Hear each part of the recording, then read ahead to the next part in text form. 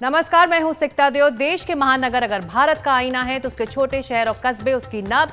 तो अगले आधे घंटे रखिए देश की नब्ज पर हाथ हमारे साथ। हमारा भारत में आज ग्राउंड रिपोर्ट्स, आवारा जानवरों का आतंक कहां मचा हुआ है, साथ ही एक राजघराने की कला जिसमें है पैसे, गुंडे, मारपीट, धमकी, सब। एक बार फिर पंजाब हरियाणा से प्रदर्शनकारी दिल्ली आने की कोशिश कर रहे हैं। प्रदर्शन कर रहे किसानों की वजह से हरियाणा के कुछ जिलों में इंटरनेट बंद हो चुका है। इससे आम लोगों को खासी दिक्कत का सामना करना पड़ रहा है। वहीं प्रशासन का कहना है कि सुरक्षा कारणों और अफवाहों को रोकने के लिए ये पाबंदी लगाई गई है। देखिए हमारी ये ग्राउंड रिपोर्ट। आज के दौर में इंटरनेट और मोबाइल हर इंसान की बड़ी जरूरत बन चुका है। चंद सेकंड के लिए नेटवर्क चला जाए तो कितनी परेशानी होती है, ये हम सबको पता है। हरियाणा के कुछ इलाकों में पिछले एक हफ्ते से इंटरनेट पर पाबंदी लगी हुई है, जिसके चलते यहाँ के लोगों को खासी दिक्कत का सामना करना पड़ रहा है। वो गरीब लोग बहुत ज्यादा प्रभावित हुए हैं जो राज्य और केंद्र सरकार की योजनाओं के लाभार्थी हैं। इसमें वो दिखा देगा नो इंटरनेट वगैरह। इंटरनेट ठप है तो वो मशीनें भी बंद हैं जो इंटरनेट या सिम कार्ड से चलती हैं। राशन वितरण करने वाली मशीन भी इनमें से एक है। राशन के लिए गरीबों को अब डिपो के चक्कर काटना पड़ रहा है। 3 बार लाइन में लग के तीसरी बार आया हूँ। नेट की वजह से प्रॉब्लम है सारी। इसका डिपो इस गली में है और यहाँ पे किसी का पड़ोसी का धारा लेके वाईफाई कनेक्ट करके जब चला रहे हैं। इंटरनेट चल नहीं रहा, ग्राहक को इधर उधर से वाईफाई से थोड़ा दूर लेके जाना, ग्राहकों को समस्या आती है, फिर वहां से पर्ची काट के फिर दुकान से देना पड़ता है। जन्म और मृत्यु प्रमाण पत्र बनाने में भी रुकावट है, क्योंकि हरियाणा सरकार की ओर से लगाई गई पाबंदी के चलते SMS सेवा भी बंद है, OTP भी नहीं आ रहे हैं। थोड़ी सी समस्या आ रही है। हम लगातार स्टेट के टच में हैं और स्टेट भी हमारे टच में है और वहाँ से ये है कि कल दोपहर तक वो ठीक हो जाएगा। OTP नहीं मिल पाया था 3-4 दिन, तो अभी कल तक ठीक हो जाएगा तो सब लोगों को बर्थ सर्टिफिकेट दे दिया जाएगा। क्या बिल भरना था भाई? अच्छा ठीक है। भरा ही नहीं रहे, हमारा नेट नहीं चलता, OTP। बुजुर्गों को भी अपनी परेशानी है। जो बिजली का बिल चंद सेकंड में भर दिया जाता है, उसके लिए अब दूर दूर के चक्कर लगाने पड़ रहे हैं। ग्रामीण इलाकों में रहने वालों की मुश्किलें और ज्यादा हैं। भरा ही नहीं रहे, हमारा नेट नहीं चलता, OTP नहीं आ रहा हमारे पे। कुकर भरा हुआ, मैं फिर रोना लावेंगे नहीं आए। कितने दिनों के अंदर? 3 दिन हो गए। कल भी आया, कल भी बात देख के बग गया, आज आया आज भी नहीं बग गया। खड़े हैं, जाना पड़ेगा। प्रदर्शनकारी अपने ट्रैक्टरों के साथ एक बार फिर दिल्ली की सीमा पर जाने की कोशिश कर रहे हैं। इस दौरान हरियाणा की सीमा पर कई जगह पर हिंसक झड़प भी हुई। हरियाणा सरकार ने एहतियातन कुछ इलाकों में सुरक्षा के मद्देनजर इंटरनेट पर बैन लगा रखा है, ताकि अफवाहों पर रोक लगाई जा सके, लेकिन इससे आम लोगों की मुश्किल बढ़ गई है। कैथल से सुनील रवीश की रिपोर्ट, NDTV इंडिया। तो लोगों के काम रुके हुए हैं, लेकिन हरियाणा में ये दिक्कत चंद घंटों या 1-2 दिन से नहीं है। हरियाणा के 7 जिलों में पाबंदी लगी है। 1 सप्ताह से इंटरनेट पर रोक है। इंटरनेट के साथ SMS सेवाएं भी बंद हैं। पिछले 9 साल में 58 बार लगी रोक इंटरनेट पर हरियाणा में। खबर मध्य प्रदेश की, जहां पर युवाओं का सपना होता है कि वो IIT, JEE, CET, NDA जैसी परीक्षाओं को क्लियर करें। इसके लिए कोचिंग सेंटर्स में लाखों बच्चे एडमिशन लेते हैं, लेकिन गरीब घरों और ग्रामीण इलाकों के बच्चों के लिए काफी मुश्किल होता है। मध्य प्रदेश की राजधानी भोपाल में एक ऐसा सरकारी स्कूल है जहां ऐसे बच्चों को ट्रेनिंग दी जा रही है। यहां के 82 बच्चों ने इस साल JEE मेंस पास कर लिया है। भोपाल से हमारी एक खास रिपोर्ट। पवन राय नरसिंहपुर के छोटे से गांव से आते हैं। पिता मजदूर हैं। IIT मद्रास में दाखिले का सपना लिए भोपाल के सरकारी सुभाष एक्सीलेंस स्कूल में दाखिला लिया। मेंस में 99 परसेंटाइल हासिल किए। शीतल सिंह रीवा जिले के छोटे से गांव से आते हैं। साहिल पाल सतना से हैं। दोनों के पिता किसान हैं। दोनों को 99 परसेंटाइल से ज्यादा मिले हैं। जब IIT के बारे में सुना तो मैंने पता लगाना चाहा कि मैं ये कैसे कर सकता हूँ, कहाँ से कर सकता हूँ। फिर मेरे टीचर्स और मेरी बड़ी बहन ने बताया कि सुपर 100 नाम से एक योजना होती है जहाँ फ्री में सरकार की ओर से JEE मेंस की तैयारी कराई जाती है। तो मैंने सुपर 100 का फॉर्म अप्लाई कर दिया और मुझे यहाँ पे कोचिंग एवं स्कूल के टीचर्स के सपोर्ट मिला। मैंने 10th के बाद एक सुपर 100 नामक योजना के तहत एक परीक्षा दी थी जिसमें मेरा सिलेक्शन हुआ था और मैं यहाँ सुभाष एक्सीलेंस स्कूल में मेरा एडमिशन हुआ था क्लास 11th में। यहाँ मैं कक्षा 12 में अभी अध्ययनरत हूँ। अभी मैं जेईई मेंस के जनवरी वाले अटेम्प्ट में अपीयर हुआ था जिसमें मेरे 99.39 परसेंटाइल आए। बच्चों का कहना है कि इस स्कूल में उन्हें जरूरत की सुविधाओं के साथ सही मार्गदर्शन मिलता है। यहाँ मौजूद टीचर्स के मुताबिक बच्चों को उनके टैलेंट के हिसाब से तैयारी करवाई जाती है। उनके खाने पीने पर विशेष ध्यान भी दिया जाता है। 99.234 इस तरह का परसेंटाइल लाना अपने आप में बहुत बड़ी उपलब्धि है। विद्यालय भी गौरवान्वित है ऐसे विद्यार्थियों पर और मुझे पूरा विश्वास है कि जब आगे जेईई एडवांस होगा तो ये बच्चे कम से कम 5-6 बच्चे जो हैं वो अपने रिजल्ट को आईआईटी में कन्वर्ट करें। ये वो बच्चे हमारे सुपर 100 के जिन्होंने हमें गौरव फील कराया है और ये हमेशा ही बच्चे पढ़ने की एक सोच रखते हैं कि हम यदि इतने बड़े शहर में आए हैं पढ़ने के लिए तो हमारा केवल एक ही फोकस होना चाहिए, पढ़ाई। किसान मजदूरों के ये बच्चे बगैर किसी लाखों की कोचिंग फीस दिए सिर्फ अपनी मेहनत से बुलंदियां छू रहे हैं।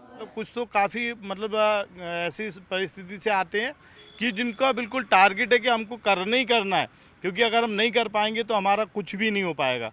तो वो एक ध्येय बना लेता है, अपना एक लक्ष्य बना लेता है कि नहीं भाई मुझे निकलना ही निकलना है, नहीं तो नहीं निकलूंगा तो फिर मेरा कुछ भी नहीं होने वाला, मेरे परिवार का अपग्रेडेशन नहीं होने वाला। इन छात्रों ने ये प्रूव कर दिया कि अगर आप लगातार कोशिश करते रहें तो आपके लक्ष्य तक पहुंचने से आपको कोई नहीं रोक सकता।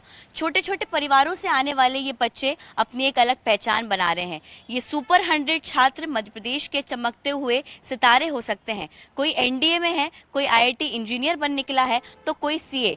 जाहिर सी बात है इस तरह का अगर माहौल सबको मिलेगा तो यहाँ पर कहीं ना कहीं बच्चे एक्सेल भी करेंगे।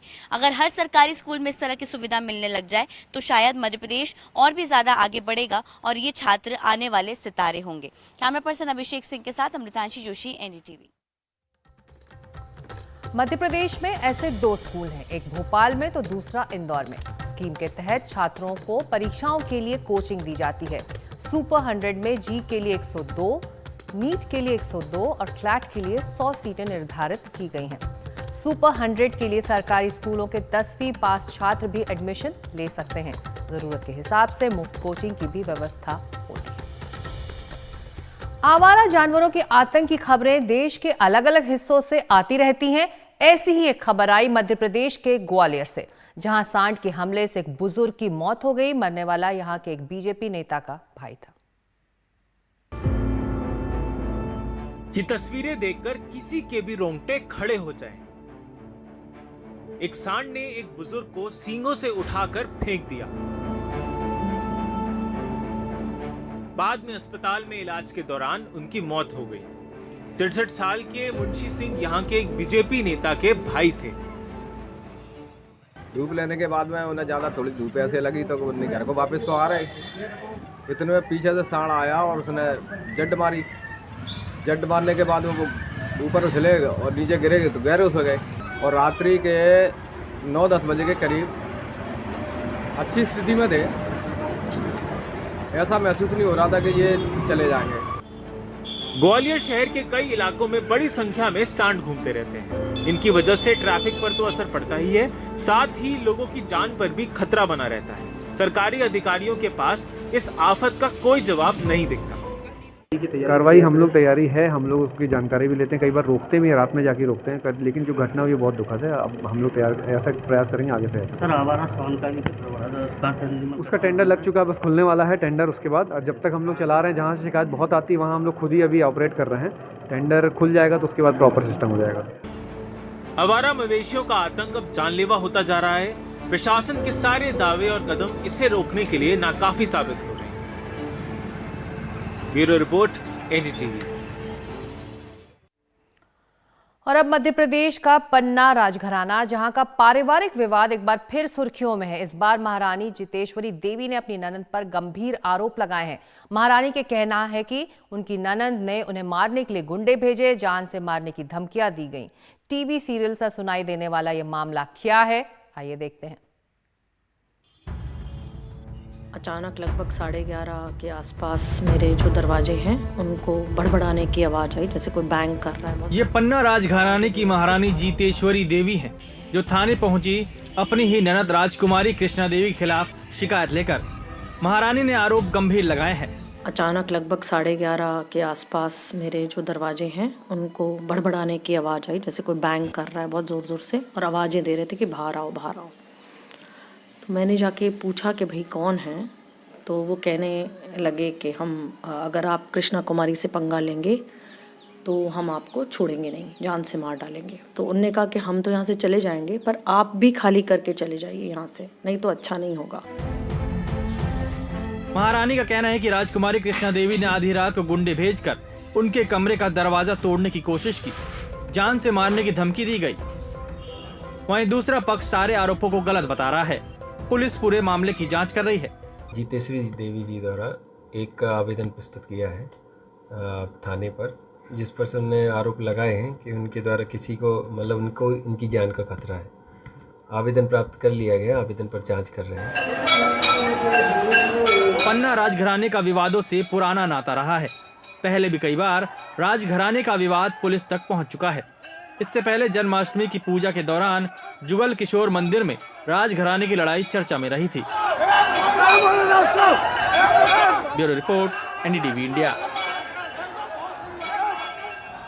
वक्त एक छोटे से ब्रेक का। ब्रेक के बाद ट्यूलिप से गुलजार है हिमाचल प्रदेश के बगीचे।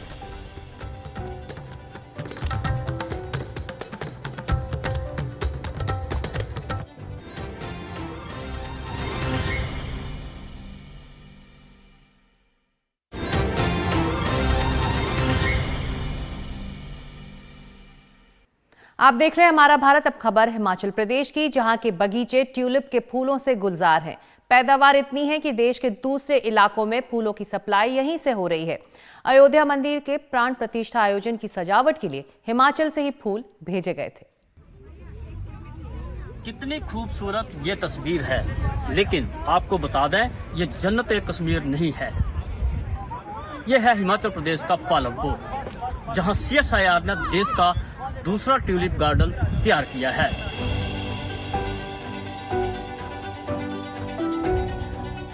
हिमाचल प्रदेश का पालमपुर, जहां ट्यूलिप गार्डन में बहार आई हुई है। इसे CSIR के हिमालय जैव संपदा प्रौद्योगिकी संस्थान ने बनाया है। यहां स्वदेशी ट्यूलिप पौध से विकसित किए ट्यूलिप ही हैं, जिसकी पौध लाहौल स्पीति में तैयार की गई है। भारत में ट्यूलिप के पौधे नीदरलैंड और अफगानिस्तान से आयात किए जाते हैं। ट्यूलिप हॉलैंड का खास फूल है। CSIR IHBT संस्थान पालमपुर में इस बार 6 किस्मों के करीब 50,000 ट्यूलिप बल्ब लगाए गए हैं। ट्यूलिप गार्डन की सुंदरता को निहारने के लिए सैलानियों की भीड़ है, जो कश्मीर का एहसास पालमपुर में ही कर रहे हैं। इससे बहुत साल पहले हमने श्रीनगर का भी देखा हुआ है, लेकिन वो कुछ ज्यादा बड़ा है, ये थोड़ा छोटा है, बट वाइब्रेंट बहुत ज्यादा है। कलर्स इसके इतने वाइब्रेंट है जो देख के मजा आ गया एकदम। तीसरा साल में लगातार यहाँ पे आता हूँ और यहाँ की सुंदरता में निहारता हूँ, मुझे बहुत अच्छा लग रहा है। CSIR का प्रयास बहुत बढ़िया है। पिछले 5 साल में लाहौल स्पीति में यहाँ के मौसम के अनुरूप ट्यूलिप तैयार किए गए हैं, जो अगर किसान उगाएं तो उनकी आमदनी काफी बढ़ सकती है। फिलहाल 50 किसान करीब 1.5 लाख बल्ब तैयार कर रहे हैं। रामलला की प्राण प्रतिष्ठा कार्यक्रम में ही यहीं से ट्यूलिप के 300 फूल भेजे गए थे। भारतवर्ष में कहीं ट्यूलिप नहीं हो रहे थे और इसको इम्पोर्ट करने में 4 से 5 दिन लगने थे। तो लकीली हमारे पास उस टाइम हाइड्रोपोनिक्स में हमने हाइड्रोपोनिक तकनीक से उस टाइम ट्यूलिप तैयार कर रहे थे। तो हमने 300 फूल यहाँ से रामलला की प्राण प्रतिष्ठा के लिए भेजे। तो ये हमारे लिए बहुत सौभाग्य का दिन था। संस्थान का लक्ष्य अगले कुछ वर्षों में हिमाचल में 5 लाख बल्ब तैयार करने का है। संस्थान देश में ऐसा विकसित मॉडल तैयार करना चाहता है जिससे बाहर के देशों पर ट्यूलिप के लिए निर्भरता कम की जाए। इस तरह का ट्यूलिप गार्डन जो है वो लेह में भी तैयार करने की योजना है। CSIR देश में ऐसा विकसित मॉडल तैयार करना चाहता है ताकि ट्यूलिप के लिए दूसरे देशों पर निर्भर न होना पड़े। NDTV के लिए धर्मशाला से अनूप धीमान। तो हमारा भारत में आज इतना ही। आपको हमारी ग्राउंड रिपोर्ट्स कैसी लग रही हैं हमें जरूर बताएं। आपके लिए कार्यक्रम हमारे सभी रिपोर्ट्स NDTV इंडिया के सभी डिजिटल प्लेटफॉर्म्स पर भी उपलब्ध है। नमस्कार।